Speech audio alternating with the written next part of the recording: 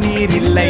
அலைக்கடல் அடங்குமோ அதிகார குரலுக்கு? எப்போதும் நீரின் வீழ்ச்சி நீதானே, உன்னை நீந்தி கடக்க முடியாதே. ஒரு பனித்துளி அது எரிமலை அணைத்திடுமா? வெட்டுக்குடியின் கூப்பாடு இனி நாட்டுக்குள்ள கேட்காது. இன முகவரி அது இனி விழித்திருந்திடுமே. வெட்டுக்குடியின் கூப்பாடு இனி